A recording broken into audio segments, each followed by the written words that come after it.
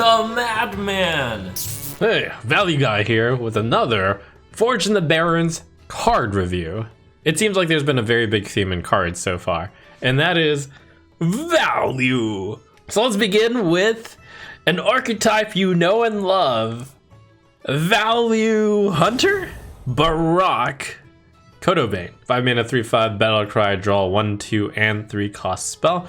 It's a legendary. Note that this is not actually the Hunter Mercenary, this is just an NPC in the Barrens. I think this card is kind of like Subject to 9 in that it's a powerful enough effect that you're going to want to warp your deck around it. Sure, maybe you normally wouldn't include the 1s, the 2s, and the 3 cost spells that you would put in your deck, but because you're drawing 3 of them for 5 mana and getting a 3/5 for it, that's, you know, quite possibly good enough. There is some sort of combo here in that on 5 you play Barak, and on turn 6 you play the 1, 2, and 3 cost spell. It's an option to you. The 1, 2, and 3 are flexible enough that later in the game you can weave them in with, you know, like on turn 6 you can do a 5 plus a 1, you can do a 4 plus a 2, a 3 plus a 3. Just really good for the curve. And the stats aren't bad enough that you could just play this on 5. And there are good spells to fetch with Barak. Tame Beast, the Hunter 2 mana rank spell, summons a 2/2 beast with Rush. And it upgrades when you have 5 mana to summon a 4/4 beast with Rush, and then on 10 mana it summons a 6/6 beast with Rush. For most of these rank spells, I think they should be evaluated around their 5 mana ability, because 10 mana is kind of, you know, it doesn't happen all the time, but 5 mana frequently happens. So I'm kind of mentally filing this away as a 2 mana 4/4 Rush, which you can only cast on turn 5 or beyond. And that seems really good. Other spells you can fetch with Barak would be 2 mana Secrets, 3 mana you have the Petting Zoo, which synergizes with Secrets. If you have enough spells around, you can even put in Lock and Load, which is the 1 mana spell. And that might be useful because Kolkar Pack Runner is a good value-based card around having cheap spells. 2 mana 2/3, after you cast a spell, summon a 1/1 hyena with Rush. That's a Violet Teacher, except it's 2 mana for a 2/3 instead of 4 mana for a 3/5. And instead of 1/1 students, it's 1/1 hyenas with Rush. That's good on 2 different fronts. 1, hyenas are beasts. 2, hyenas have Rush instead of not having Rush. Violet Teacher, and this is way back in the day, but Violet Teacher used to be such a good card. This is basically when only Classic was in the set. It was such a good card that she was the build-around card for decks. So a 2 mana 2/3 Violet Teacher Plus is actually still quite strong.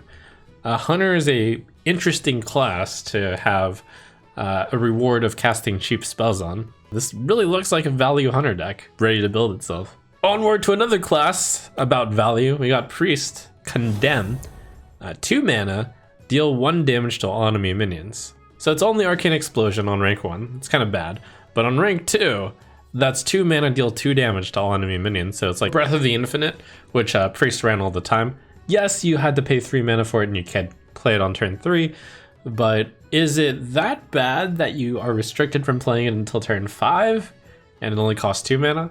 I think that's actually pretty tempting, and as a big time control Priest player, it is difficult to see what the deck is going to be, you know, when there's so much rotating and the base core set is changing, but I think it's pretty good. And of course, Condemn rank 3, not really something that's too concerning, but 2 mana, deal 3 damage to all enemy minions.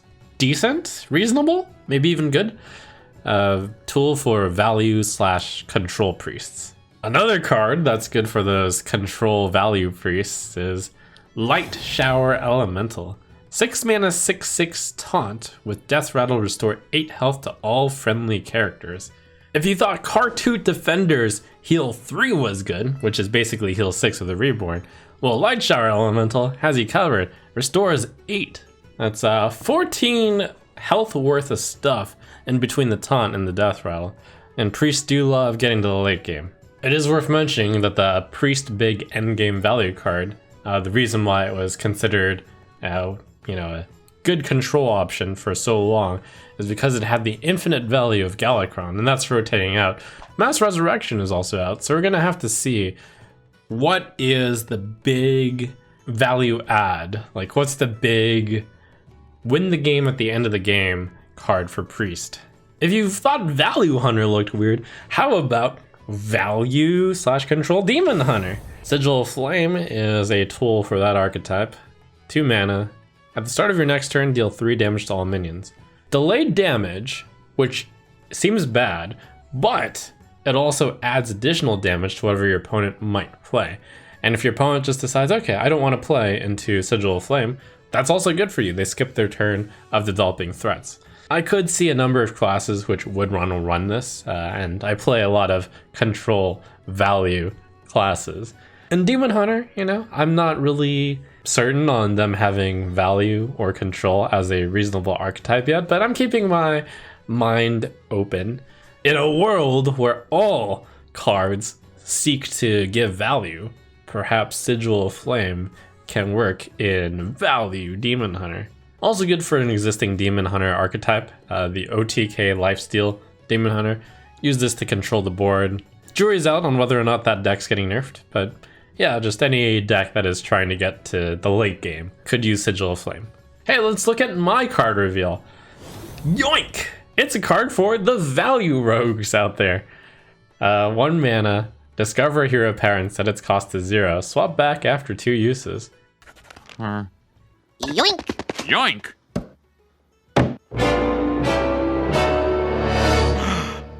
I definitely had a lot more time to think about this card than you all.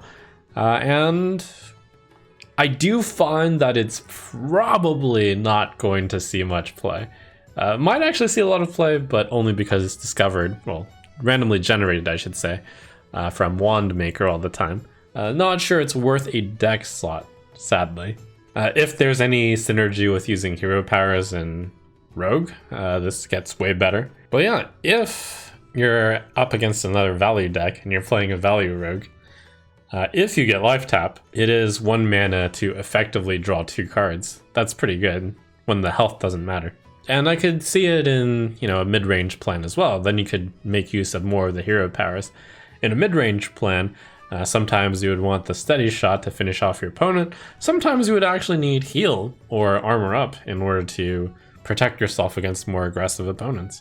By the way, you can use both hero powers on the same turn. You can press the Dagger Mastery hero power, play Yoink, and then immediately use the 0 mana new hero power.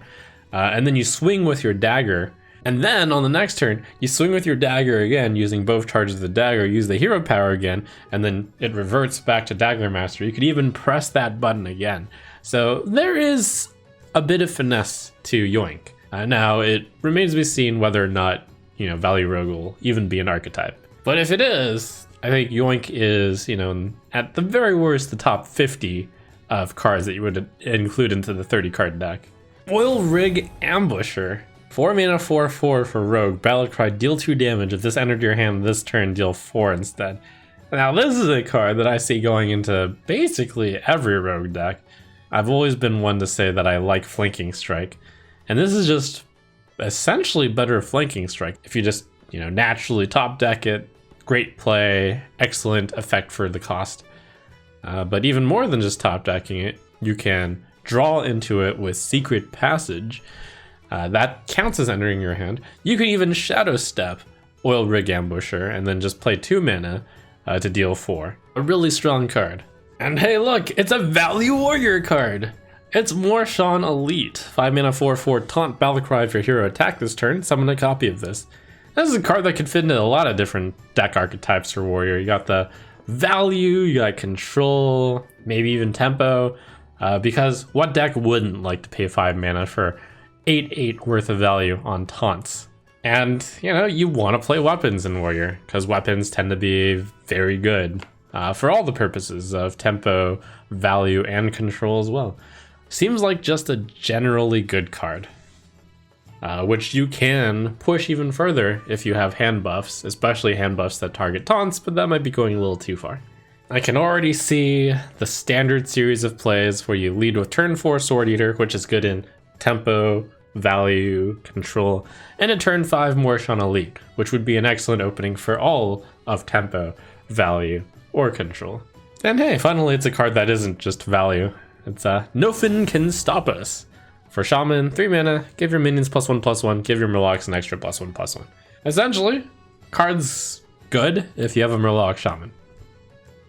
There you go. That's my deep analysis. Definitely a card that's pretty good and pulls you into Murloc Shaman though. So it is a strong card in that, you know, it makes you want to build a Murloc Shaman deck. Give it a shot. And finally, we got a very cool tech neutral card, Hoard Operative. 3 mana, 3/4 Battlecry, copy your opponent's secrets and put them into play. Generally good card. Great tech add-on if there's a decent amount of secrets being played. There probably will not be that many secrets being played, so you probably won't see Hoard Operative, but it's too early to say that because, you know, there could be Paladin, Mage, Rogue, and Hunter secrets right around the corner, which will be insane. In which case, yeah, Hoard Operative. Good stats for the cost, especially if there's a chance of taking an opponent's secrets. So these card reveals, I'm actually pretty excited with less focus on direct damage and burst damage. And it seems like so many value cards being printed and forged in the Barrens. Will this be the time where Hearthstone is about outlasting and outvaluing the opponent? Is this the time for the Mirror Valley time?